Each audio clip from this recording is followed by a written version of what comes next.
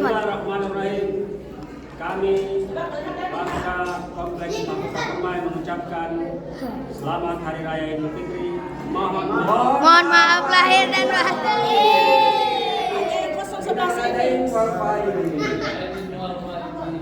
Saya baca kitabnya. Ini konsep baru, karena tadi ibu bikin konsep baru, saya juga bikin konsep baru.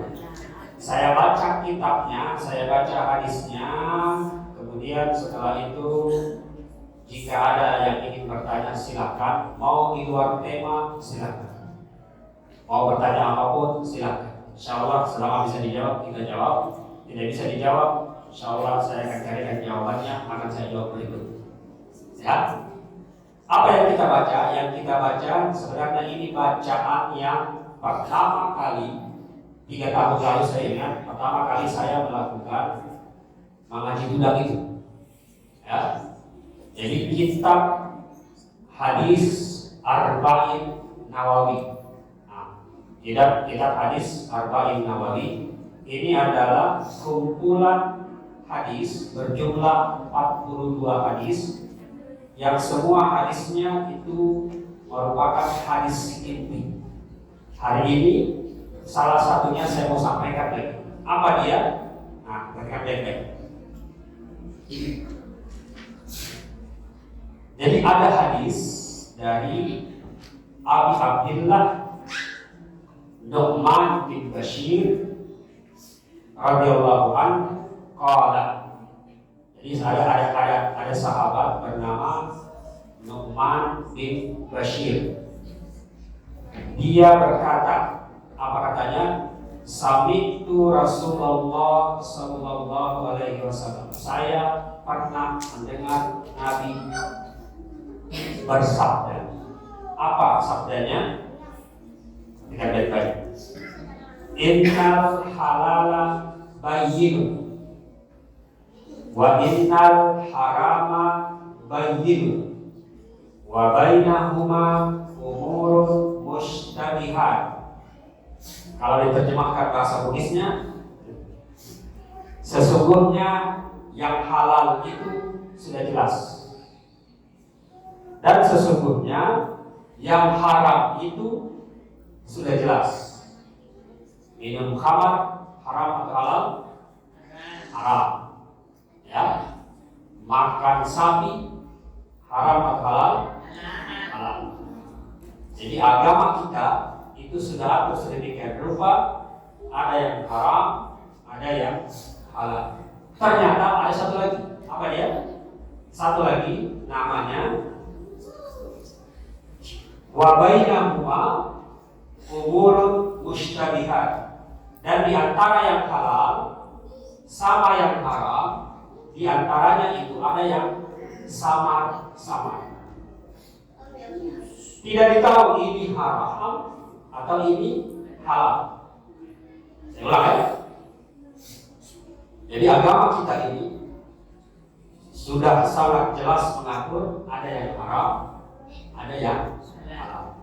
Tapi agama juga kita ini bilang di antara keduanya ada yang belum jelas, masih samar-samar. Nah, ini yang biasa kemudian terjadi dalam hidup kita. Ya, ini saya tidak bicara dulu apa yang halal dihalal, kenapa harus ada halal dihalal, karena itu sudah saya sampaikan tahun lalu. Alhamdulillah halal dihalal di kompleks ini sepanjang pengetahuan saya sudah 2 kali diadakan. Ya, tahun ini yang kedua, dan pelakunya ibu-ibu. Jadi ibu-ibu insya Allah masuk surga semua. Amin. Laki-laki yang juga masuk surga.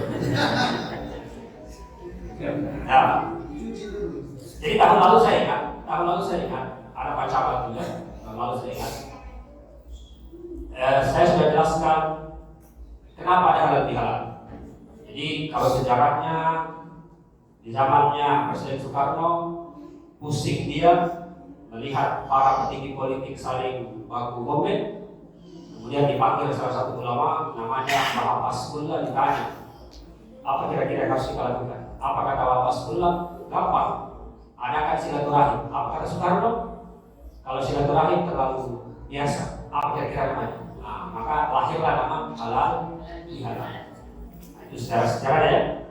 Jadi gara-gara ada yang baku bombe, mau dikasih baik, dibikinkanlah halal bihalal. Jadi semua yang ada di sini insya Allah sudah tidak ada baku bombe.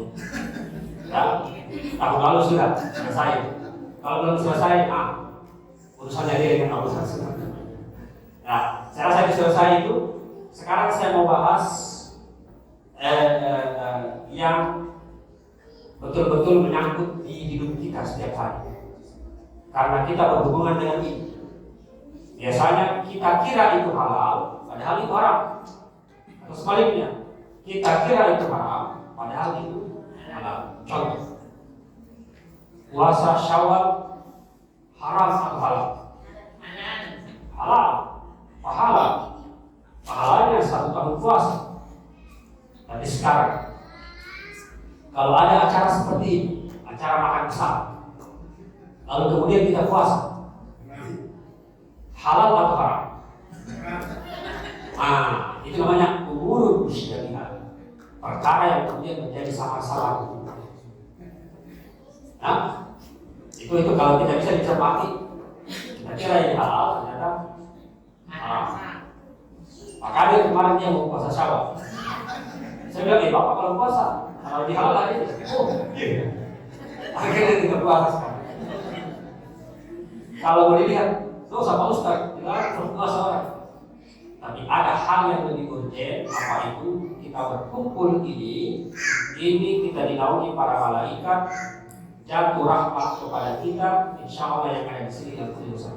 Amin. Pahala puasa Syawal 1 tahun pahala. Tapi 1 kali yang kita lakukan ini, walaupun sebagian orang menganggap ini bid'ah, ini adalah hal yang kita lakukan sekarang. Insya Allah Bapak Ibu keluar sebentar, bukan saya yang jamin, tapi kalau kata hadis, kita termasuk orang yang dapat rahmat. Rahmat dalam bahasa agama kita adalah orang yang dinaungi ampunan. Jadi insya Allah kita sudah masuk ke dalam rahmat, sebentar keluar sudah menjadi orang yang terampuni. Apalagi tadi dimulai dengan konsepnya ibu-ibu langsung bermaaf. Itu luar biasa. Lanjut. Yang haram jelas, yang halal jelas. Di antara keduanya namanya perkara yang tidak jelas, atau dalam bahasa agama kita musytabihat. La ya'lamunna katsiran minan nas. Saya kasih pengertian yang lebih gampang. Kira-kira yang mana yang termasuk ke dalam hal yang musytabihat itu? Kalau hadisnya bilang begini. Ya kan? Hadisnya. Jadi karena yar'a haulal hima. Wilayah ini itu yang punya Pak Abdul Qadir. Wilayah ini itu yang punya Pak Mujizat. Saya Pak Qadir, saya Pak Mujizat, Pak Qadir. Di sini ada sedikit celah. Yang ini tidak ditahu ini siapa yang punya ini. Datang penggembala kambing, karena dia tahu dan datang penggembala kambing. Penggembala kambing ini itu sudah dapat izin dari saya untuk makan rumput di tanah saya. Juga sudah dapat izin dari Pak Kadir untuk makan rumput di tanahnya Pak Kadir. Apa yang bagus dilakukan oleh penggembala kambing? Karena ada di tengah-tengah, tidak bertuan dan rumputnya lebih bagus. Kira-kira apa yang bagus dilakukan oleh penggembala kambing? Kalau kata hadis ini, karena ia rahawal hima, sebaiknya si penggembala kambing itu jangan bawa kambingnya di tanah saya atau di tanah Pak Kadir. Kenapa? Karena jangan sampai, Anda tahu kambing ini, kambing sudah makan di tanah saya, sudah makan di tanah Pak Kadir, dia makan lagi di tanah yang tadi ya. Dan itu adalah tanah yang tidak ditahu siapa yang punya. Kira-kira begitu contohnya. Yang dimaksud halal itu jelas, yang dimaksud haram itu jelas, yang tengah-tengahnya itu contoh seperti penggembala kambing yang dikhawatirkan kambingnya masuk ke dalam area yang tidak ditahu siapa tuan. Nanti bawa ke kehidupan kita, ibu bapak, bawa ke kehidupan kita. Kira-kira mana hal-hal yang bisa masuk ke dalam kategori mesti hati. Tadi saya kasih contoh tadi, puasa Syawal itu halal, tapi karena ada kegiatan sekarang bisa jadi dia haram. Bisa jadi dia haram. Bisa jadi dia haram, bisa jadi dia haram karena masuk kategori kemudian musyrikat. Apa kata Nabi? Wa mau waqa fi syubhat waqa faman ittaqa syubhat faqad istabra. Siapa yang selalu berupaya menghindari yang tidak jelas, maksudnya kalau perkara itu tidak jelas, perkara itu mustabihat dan dia berusaha hindari, maka dia yang selamat. Jadi si penggembala kambing tadi, kalau dia mau selamat, tidak usah dia makan di sini. Cari saja kebun yang lain, yang lebih jelas kepemilikannya dan siapa yang memiliki. Kira-kira gitu Bapak Ibu. Iya. Sekarang lanjutannya.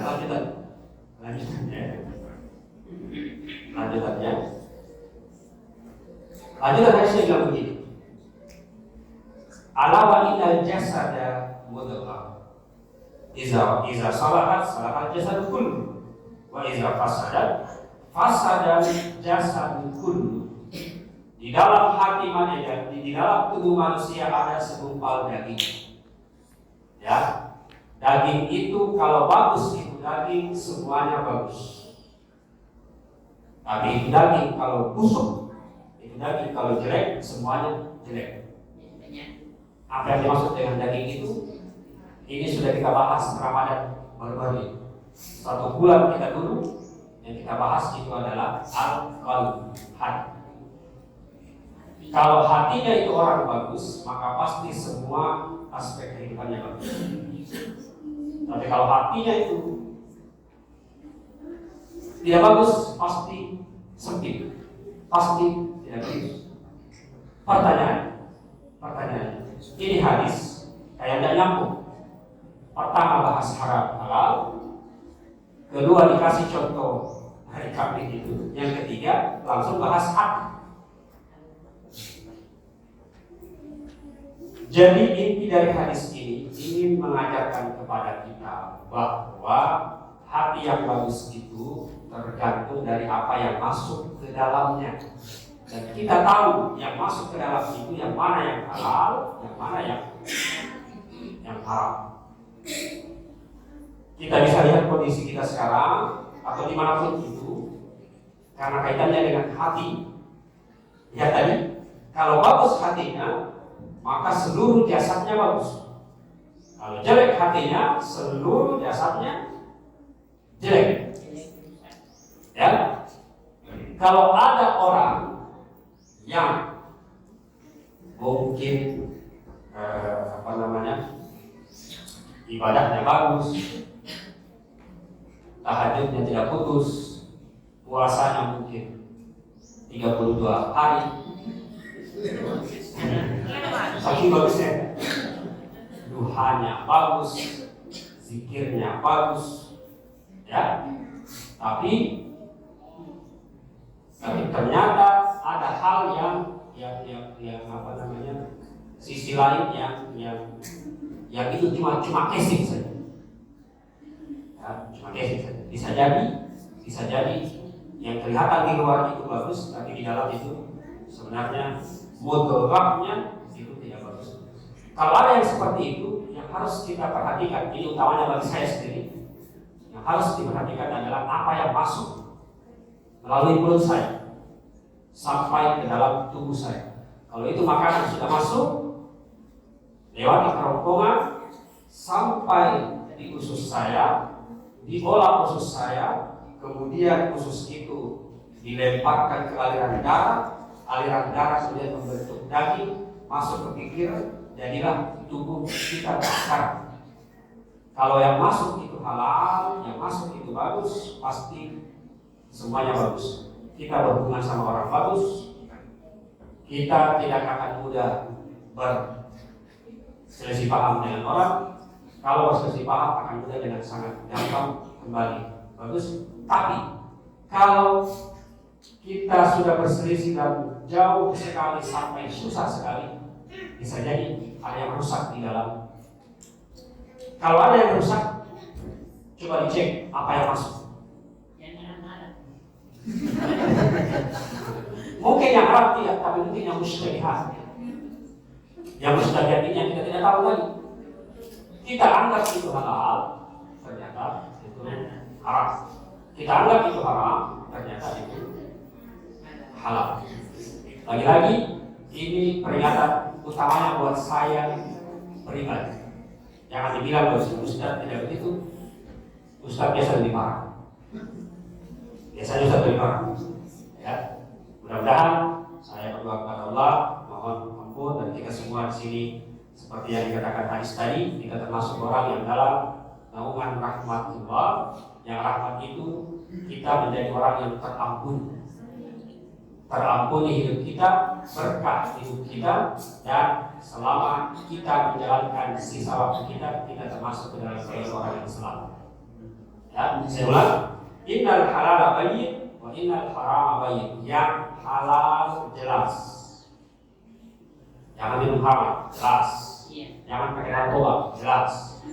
Haram jelas, yang halal jelas. Setiap tahun kita makan daging sapi itu halal, kecuali orang yang hipertensi. Ya, yang asal murah itu bukan halal, itu dilarang. Ya. Tapi ada perkara yang Bapak Ibu kita harus hati-hati, jangan sampai perkara itu kita anggap halal, padahal haram. Kita berbisnis, kita berusaha, kita bekerja, kita kira uang yang masuk ke dalam kantong kita itu adalah ini halal.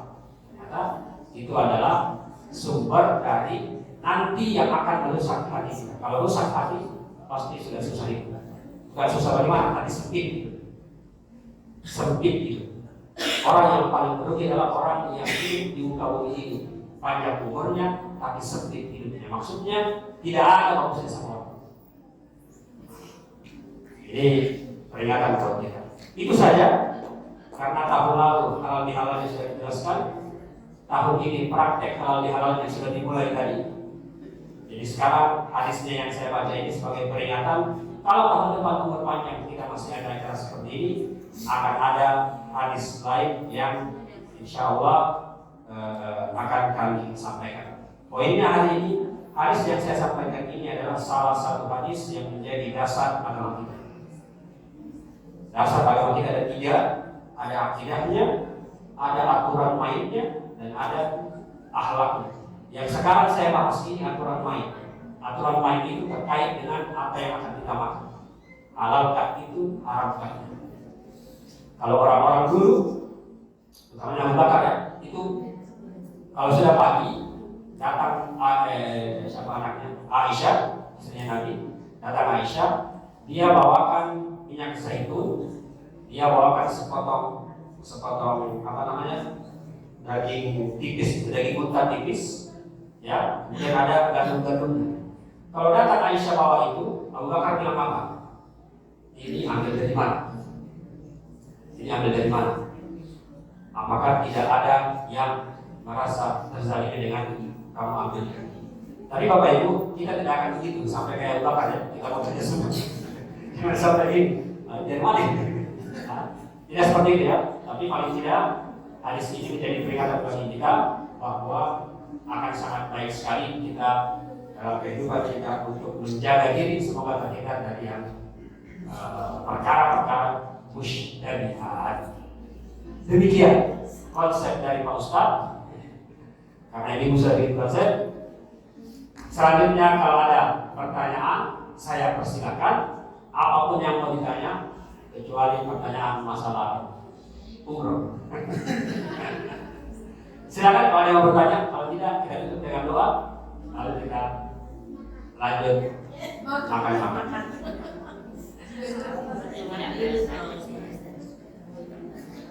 Ada hadiah di belakang.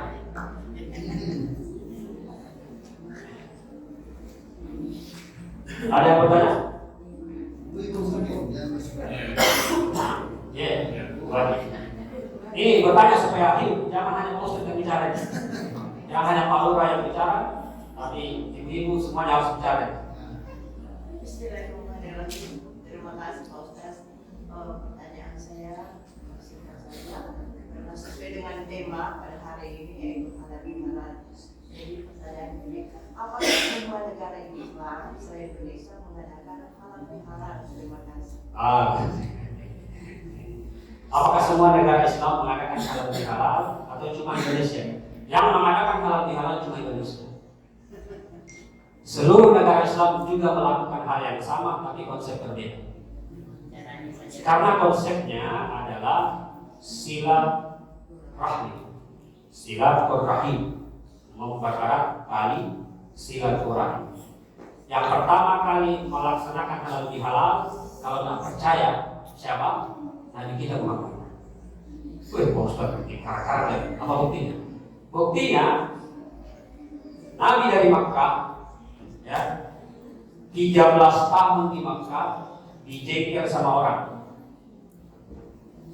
Tapi ketika dia pergi di Madinah, kan dia bawa orang Makkah. Ketika dia bawa orang Makkah, disambut oleh orang Madinah. Yang dibawa ini tidak ada rumahnya, tidak ada tempat tinggal. Kalau bikin rumah baru, lama. Bagaimana caranya Nabi? Caranya Nabi begini. Dia panggil orang Madinah, orang tadi itu orang Ansar, dipanggil sini semua. Dipanggil orang Makkah yang dia bawa itu orang Muhajirin dibawa. Ketika dibawa, dikumpul apa kata Nabi? Ta'akhau bainakum. Ayo kalian saling bersaudara. Jadi dipersaudarakan. Karena dipersaudarakan, baku peluk, baku sayang, akhirnya apa kata orang Madinah? Nanti kamu tinggal di rumah saya. Praktek ini adalah praktek halal bihalal. Walaupun secara dalil, kalau dikatakan apakah itu dalil, ini dalil. Nah, ini kalau saya bahas dalilnya apa aja nih? Karena memahami dalil itu bukan berarti ini tertulis. Contoh, di depan pintu, Ibu Haji, depan pintu tertulis dilarang masuk masjid kecuali yang pakai baju putih. Saya ulang, dilarang masuk masjid kecuali yang pakai baju putih. Sekarang saya pakai baju hitam, saya baca itu. Kalau saya baca itu, saya masuk atau tidak? Dilarang masuk masjid kecuali yang pakai baju putih. Saya baca itu, saya pakai baju hitam. Kalau Ibu Haji pakai baju merah, kira-kira kalau baju itu masuk tidak? Tidak. Karena tidak sebagai hitam. Sekarang itu. Nah, jadi maksudnya ternyata begini. Ya, betul. Tapi ternyata begini. Atau ada punya ucap apa? Ada tanggapan? Ya. Ya. Begitu caranya begini. Jadi apa maksudnya? Maksudnya larangan jangan masuk ke dalam masjid kecuali yang pakai baju putih itu seperti apa yang tertulis dalam Al-Quran. Dalam Al-Quran misalkan ada dalil, dia tulis jangan masuk. Tapi datang ulama, dia pahami bukan larangan masuk. Yang dimaksud itu adalah orang yang bajunya kotor. Karena putih itu lambang kebersihan. Jadi maksudnya yang penting bersih bisa masuk. Biar bagi kita. Biar bagi kita. Ya, paham ya? Iya. Jadi begitu. Itu namanya dalil. Itu namanya dalil. Inilah yang jadi sekarang perdebatannya orang-orang sekarang. Ada yang tidak mau halal bihalal, ada yang mau halal bihalal. Kenapa tidak mau halal bihalal? Karena tertulis Nabi tidak lakukan halal bihalal. Betul, Nabi tidak halal bihalal. Dia tidak pernah bilang jangan berhalal bihalal. Tapi cara memahami apa yang dilakukan Nabi bukan begitu. Cara memahaminya adalah bisa jadi ternyata Nabi pernah melakukan hal yang sama tapi dalam konsep yang berbeda. Nah, kalau begitu yang kita pahami, setiap hari kita harus halal.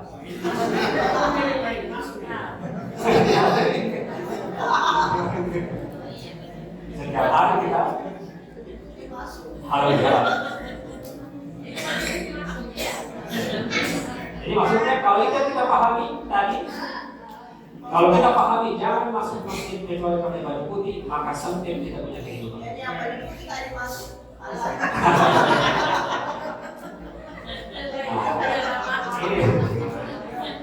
Jadi ini namanya halal bihalal. Semuanya bicara kan? Kalau suaminya bicara Ustaz terus, bosan. Nah, ini semua bicara. Jadi dalilnya memang Nabi tidak pernah bilang. Tapi ternyata dalam konsep lain, Nabi melakukan hal yang sama tapi dalam bentuk yang berbeda. Ya, dalam bentuk yang berbeda. Ini nanti akan menyebar. Kalau sering saya contohkan di sini, biasanya akan menyebar ke persoalan yang lain. Contoh yang sering saya kasih itu kalau bayar zakat. Ustaz, bayar zakat itu harus pakai beras. Jadi bisa pakai uang. Kenapa? Nabi tidak pernah pakai uang. Kan begitu kan? Jadi selama ini yang bayar zakat pakai uang tidak sesuai Nabi. Apakah begitu? Ternyata yang dimaksud pada saat itu kirsh dalam bahasa Arab itu atau kunut dalam bahasa Arab itu maksudnya adalah uang itu bukan pada modelnya tapi pada fungsi yang didapat dari penerimaan zakat itu. Banyak contoh lain. Contoh lain lagi. Ada yang maulid, ada yang tidak maulid. Kalau dipahami dalilnya, memang Nabi pernah maulid. Tidak pernah Nabi maulid. Apakah pernah Nabi ketika meninggal pamannya Abu Talib, dia pergi pertandingan, kemudian dia bacakan apa yang dia baca. Tidak pernah Nabi lakukan itu. Siapa yang lakukan itu? Yang lakukan itu adalah orang-orang setelah Nabi, setelah sahabat wafat. Kenapa dilakukan? Dilakukan karena memahami apa yang pernah dilakukan Nabi. Apa yang dilakukan Nabi? Nabi memang tidak pernah melakukan tahlilan, tapi Nabi bilang, "Maqala la ilaha illallah dakhala jannah." Siapa yang mengatakan la ilaha illallah masuk surga. Bagaimana caranya? Ya bisa dilakukan ketika apa saja. Jadi memahami dalil yang kemudian harus dipahami baik-baik. Ketika dipahami baik-baik, saya bilang tadi, semua aspek kehidupan kita pasti lebih halal. Tidak ada saling bertabrakan. Kemudian, apakah semua negara Islam melakukan hal lebih halal? Tidak ada dalilnya buat itu. Nabi tidak benar hal lebih halal. Tapi ternyata dalam konsep lain dilakukan. Raja Salman setiap tanggal berapa? Kalau tanggal 12 itu melakukan pertemuan keluarga besar. Kenapa dia melakukan pertemuan keluarga besar? Karena untuk meredam keluarganya itu kan biasa berkonflik. Dia adakan seperti ini. Kalau mau dipikir Raja Salman itu di Arab Saudi. Arab Saudi itu tempatnya Nabi lahir dan tidak pernah ada konsep seperti itu. Ternyata bukan itu yang dimaksud. Ya. Nabi melakukan sesuatu dalam konsep lain yang kemudian di negara lain diterjemahkan dengan konsep lain juga. Halal bihalal ini produk Indonesia murni. Halal bihalal itu karena tadi saya ceritakannya tahun lalu saya ceritakan Presiden Soekarno pusing lihat pejabat saling baku bombing. Soekarno panggil Wahab Hasbullah. Siapa Wahab Hasbullah? Ulamanya pada saat itu. Panggil di istana, ditanya, bagaimana caranya supaya orang tidak hukum deh? Apa katanya Wahab Hasbullah? Gampang. Ada kan silaturahim. Apa kata Soekarno? Biasa sekali nih. Ini konsep baru seperti itu. Apa konsepnya? Apa kata Wahab Hasbullah? Gampang. Ganti saja kata silaturahim dengan istilah halal bihalal. Itu halal bihalal kalau diterjemahkan menghalalkan sesuatu dengan yang halal. Itu bahasa lain dan sudah terakhir. Wajib.